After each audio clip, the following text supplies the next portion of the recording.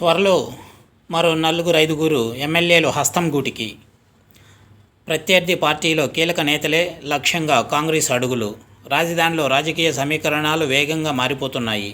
లోక్సభ ఎన్నికల షెడ్యూల్ వచ్చేలోపు మరో 4-5 బీఆర్ఎస్ ఎమ్మెల్యేలను పార్టీలో చేర్చుకోవడానికి కాంగ్రెస్ అగ్రనేతలు వేగంగా చక్రం తిప్పుతున్నారు. వీరి నుంచి కాంగ్రెస్ పార్టీ అధిష్టానం మాట తీసుకుందని చెబుతున్నారు. మరికొందరు బీఆర్ఎస్ నేతలు హస్తం గూటికి చేరడానికి ప్రయత్నిస్తున్నారు.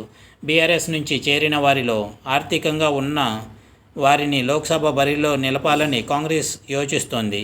దీనికి అనుగుణంగా మంగళవారం ఢిల్లీలో జరిగే కాంగ్రెస్ అగ్రనేతల సమావేశంలో అభ్యర్థులను ఎంపిక చేయనున్నారు. బహుశా అదే రోజు అభ్యర్థుల జాబితాను ప్రకటించనున్నట్లు పార్టీ అగ్రనేతలు ఒకరు తెలిపారు. గ్రేటర్ పరిధిలో మొన్నటి అసెంబ్లీ ఎన్నికల్లో కేవలం 3 సీట్లనే కాంగ్రెస్ గెలిచింది. దీంతో సిటీలోని 4 ఎంపీ స్థానాలను గెలవాలని సీఎం రేవంత్ రెడ్డి పట్టుదలతో ఉన్నారు. ఇదే విషయాన్ని ఇటీవల మీట్ ది ప్రెస్లోనూ ఆయన వెల్లడించారు. గ్రేటర్ పరిధిలో అన్ని స్థానాల్లో విజయం సాధించడానికి మా వ్యూహాలు మాకున్నాయి, మీరే చూడండి అని సీఎం అన్నారు. ఆయన మాటల వెనుక పెద్ద వ్యూహమే ఉన్నట్లు అర్థమవుతోందని కాంగ్రెస్ నేతలు అంటున్నారు.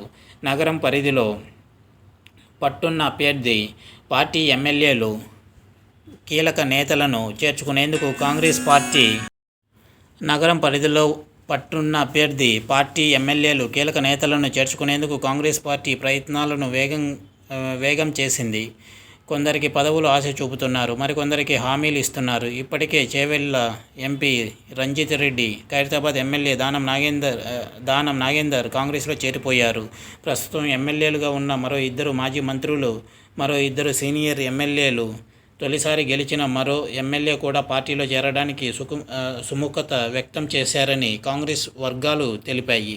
వీరిని ఎన్నికల నోటిఫికేషన్ లోపు కాంగ్రెస్ పార్టీలో చేర్చుకోవడానికి ఏర్పాట్లు చేస్తున్నారు.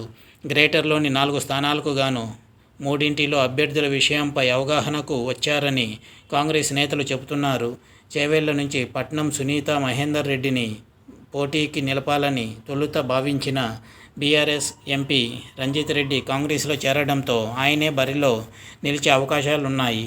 సునీతారెడ్డిని మల్కాజిగిరి నుంచి బరిలో నిలపాలని భావించారు. కానీ ఇక్కడ వ్యూహాన్ని మార్చాలని అనుకుంటున్నారు. మాజీ మంత్రి మల్లారెడ్డి కాంగ్రెస్లో చేరితే ఆయన కుమారుడు భద్రారెడ్డి ఇక్కడ అభ్యర్థి అయ్యే అవకాశం ఉందని పార్టీ వర్గాలు తెలిపాయి. భద్రారెడ్డి అభ్యర్థిత్వాన్ని కర్ణాటక ఉప ముఖ్యమంత్రి డీకే శివకుమార్ సమర్థిస్తున్నారని చెబుతున్నారు. ఇటీవల మల్లారెడ్డి డీకేను కలిసిన సంగతి తెలిసిందే. సికింద్రాబాద్ నుంచి మాజీ మేయర్ బొంతు రామ్మోహన్ను బరిలో నిలపాలని తొలుత అనుకున్నారు. రాష్ట్రంలో తూర్పు కాపు వర్గాన్ని సంతృప్తిపరచడం కోసం అదే వర్గానికి చెందిన ఖైరతాబాద్ ఎమ్మెల్యే దానం నాగేందర్ను బరిలో నిలపాలని దాదాపు నిర్ణయానికి వచ్చినట్లు తెలుస్తోంది. హైదరాబాద్ అభ్యర్థిగా మైనార్టీ వర్గానికే చెందిన వ్యక్తిని బరిలో నిలిపే అవకాశం ఉంది. ఇది వ్యూవర్స్.